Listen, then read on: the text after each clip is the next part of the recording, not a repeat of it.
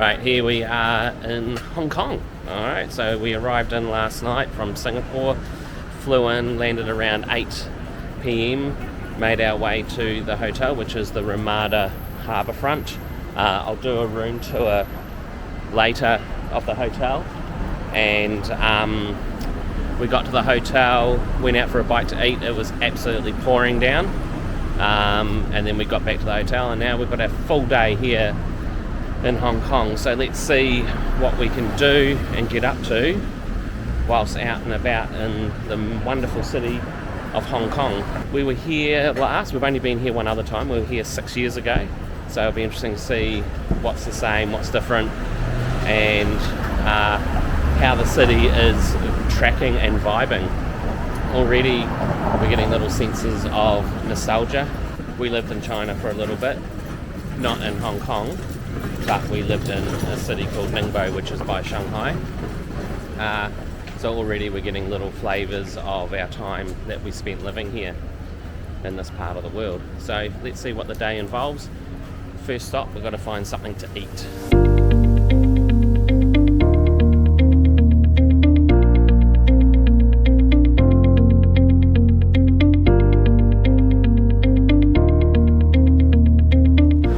Found this little side sort of breakfast nook. I think it's quite a popular place. There's plenty of people here, and I looked it up on Google, and it said open, so that was always a bonus that a place is open.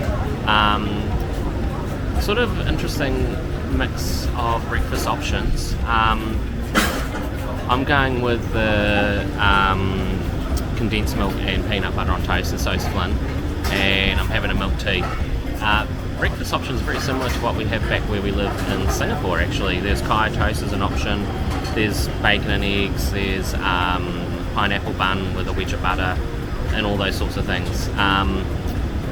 Sort of, I guess, harks back to British colonialism and the British influence on this part of the world many years ago. So yeah, we're happy this is a good way to start our day, and it's really close to our next stop, which is the world's longest outdoor escalator. So we'll go and check that out shortly once we've had something to eat.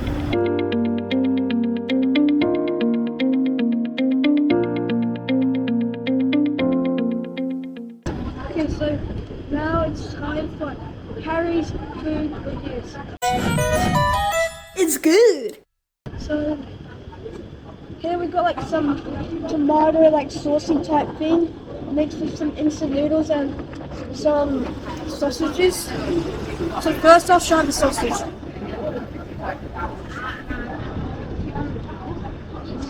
It's like salty, like this sweet tomato sauce stuff. Yeah.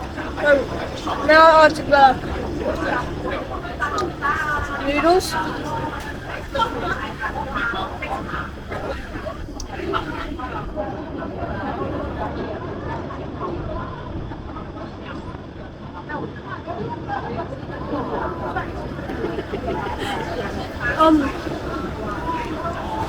The noodles are like quite hard, but the sauce is really nice, so I'll say it's a good meal.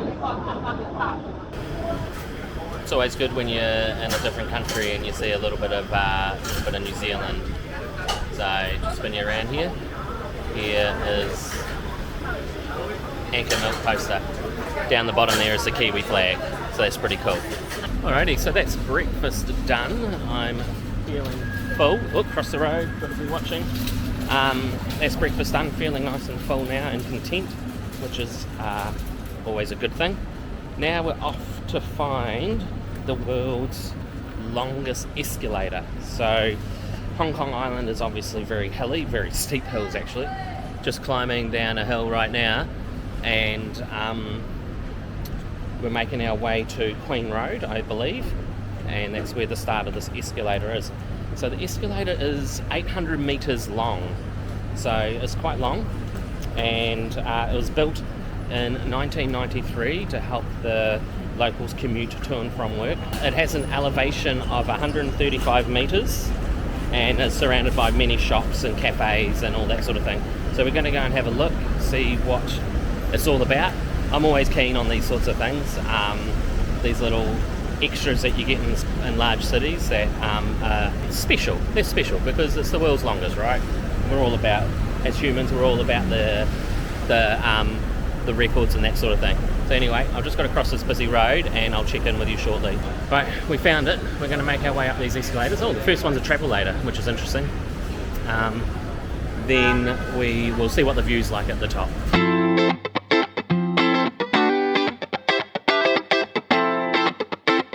Right, seems like here in Hong Kong we stand on the right. We're big on the etiquette on which side to stand on with the escalators, walking down the footpath, whatever. So it seems like we're on the right here. So we'll stick with the right. Drive on the left, stay on the right. Hey, however it works.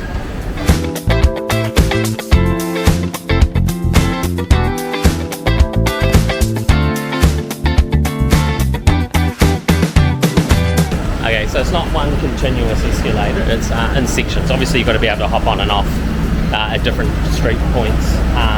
But anyway, here we are at the first stop. I'll spin you around so you can have a look.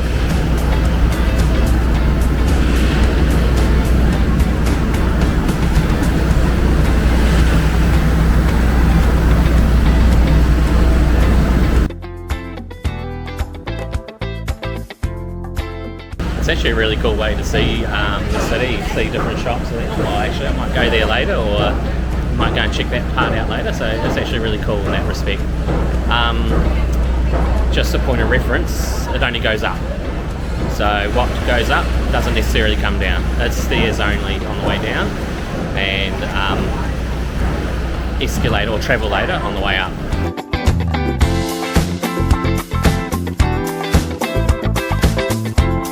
Alright, we're at the next one now. Still making our way up the hill. Much the muchness around, so we'll carry on.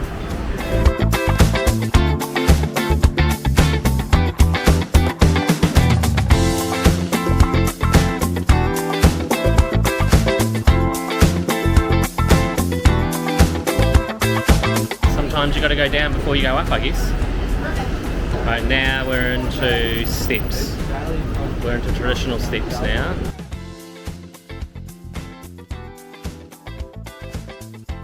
Just cross the road here. So many bars and restaurants and everything around here, so it's really funky. So this would be a cool place to come and have some lunch or dinner.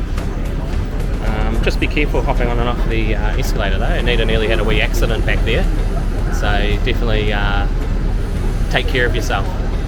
I love all the bamboo scaffolding on the building, so I always remember watching old kung fu movies. There'd always be some sort of kung fu fight scene amongst the bamboo scaffolding, so it's really cool to see.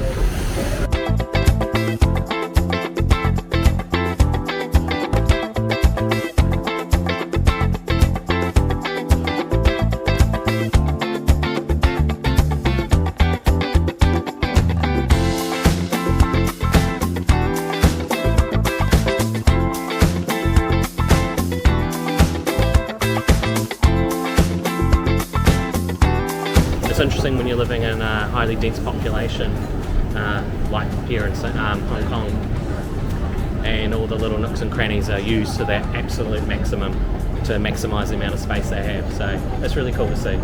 This is a long escalator. This is longer than I anticipated, to be honest. We're still making our way up by the looks of it. It must be getting close to the end. It must be close to 800 metres of escalator. It's all covered all the way.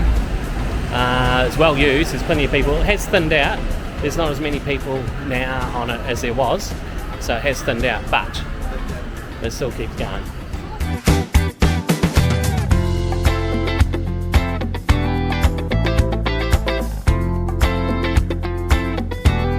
Okay, I think we've made it to the top. So that was the 800 metres covered, 135 metres in elevation.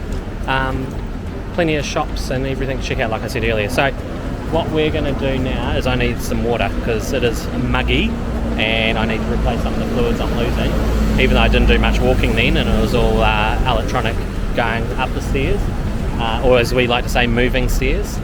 So anyway, we're going to go and get a drink and then we'll get on to the next mission that we have planned. We'll catch up with you shortly.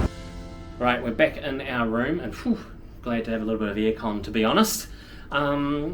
we are going to go up to the rooftop and have a swim before heading out again.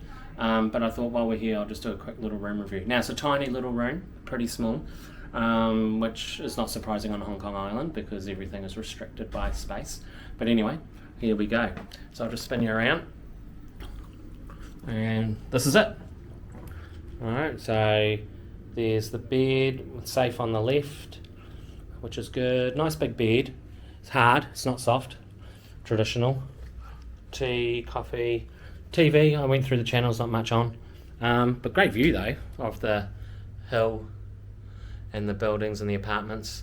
We just walked down that street from up the top there. We walked down there to here. And plenty of mirrors. We've got the basin here. There's the basin and the fridge, and then the bathroom.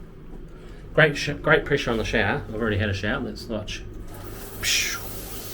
Good pressure. The only downside is the drain slightly blocked, so it overflows into this area here, causing a little mini flood. But anyway, apart from that, the room is what it is. It was a good price. I can't remember off the top of my head how much it was.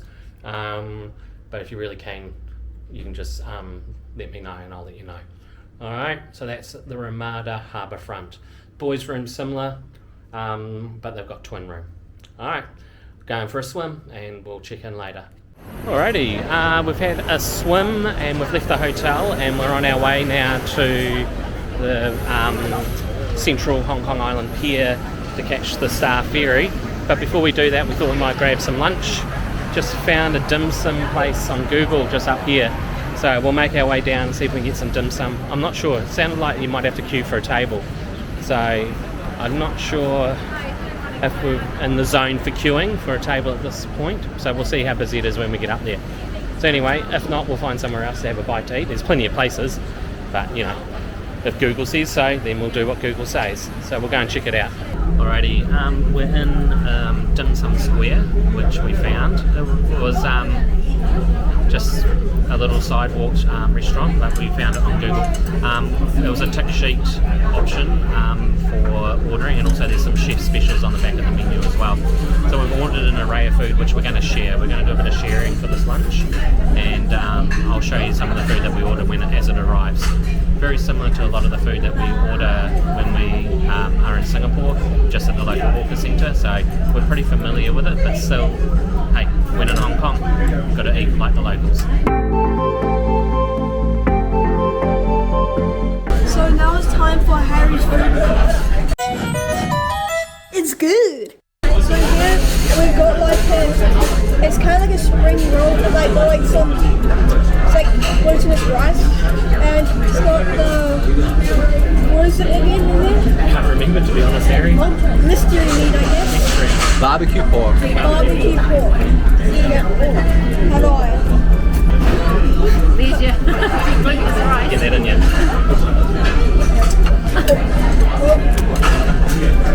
Now it's time to try it. No, truly, that's actually really good. Like, definitely like the barbecue sauce. I think that's soy sauce, the sauce down here. Yeah.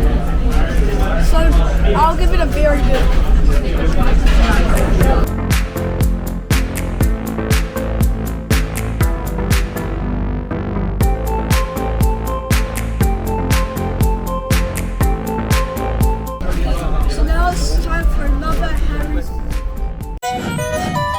It's good.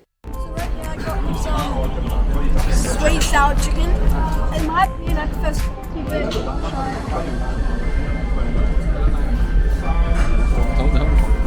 It's hot. It's definitely sweet and sour. I kind of like it, kind of don't. I prefer saltiness, but you know, worth trying.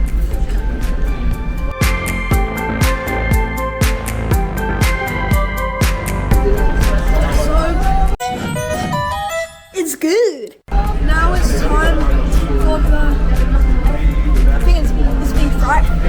Beef mixed with some noodles and some soy sauce. So first I'll just try the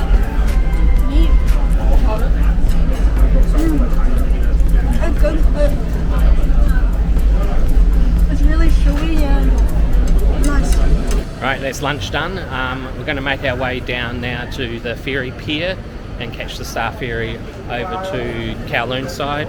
I think we're going to do a little bit of shopping. We'll go and check out the markets over there, see what's over there, also check out the view and see if Mr. Lee's hanging out over there. So we'll, Bruce Lee that is, so we'll head over there and see what's happening.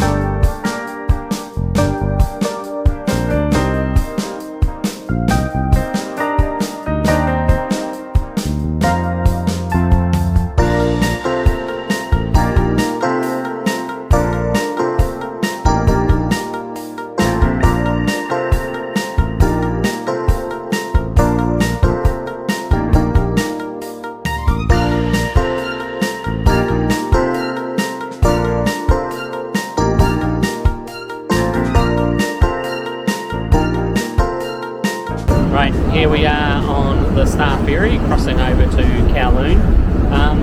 Ferry is like one of the traditions, is one of the must-dos apparently when you're here in Hong Kong. What a magnificent little old boat. It's been going since 1888. I don't think the boat's that old, but that's how long the ferries have been running across between Kowloon and Hong Kong Central. And good price, it was 65 Singapore cents. And what a beautiful way to see the harbour and all the buildings and everything like that. So we're just going to enjoy this crossing. It doesn't take long, it's like 11 minutes or something. And we're just going to soak in some of the views and just enjoy the breeze off the ocean, because it is feeling hot. So I'm enjoying the cool breeze. Anyway, we'll report back shortly once we're over on the other side.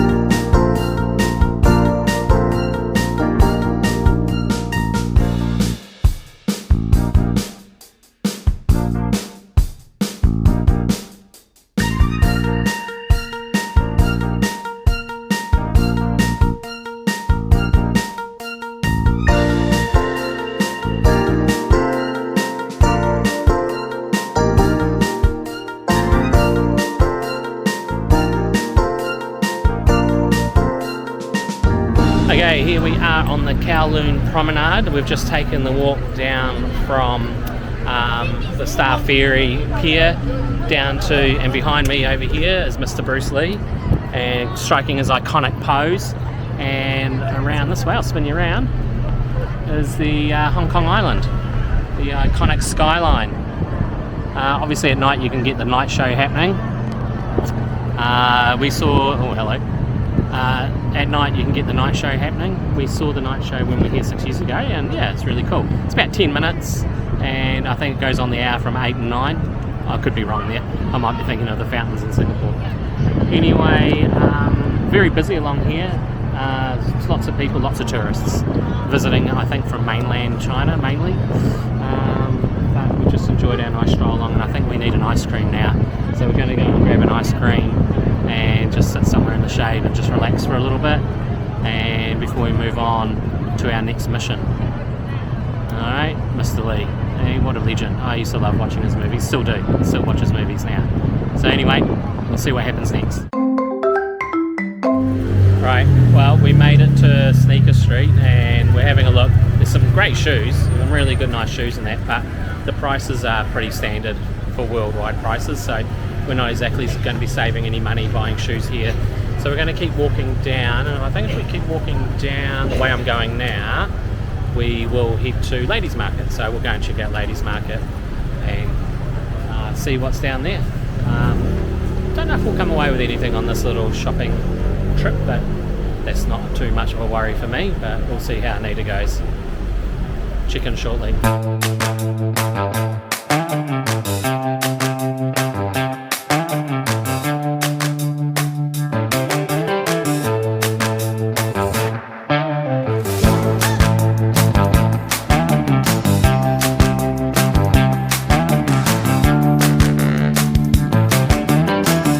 Here we are in Mongkok, one of the busiest suburbs in the world, and home to Ladies Market here, which we're in the middle of now.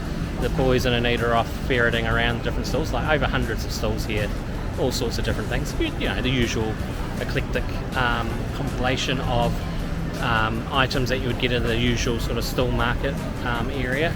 But yeah, it's interesting to look at, have a look around. You never know, you might find a good bargain or something that you're actually interested in or after. So we're just going to have a little explore and see what we can find and look at while here. The clouds are looming over a little bit worried that we might get the rain like we did last night. But anyway, we'll have a look around and see what we can find. Alright, talk to you soon.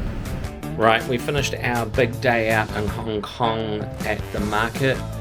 We headed home ready for a massive day tomorrow where we're travelling by bullet train into mainland China. So that video will be out next week. Till next time, see you later.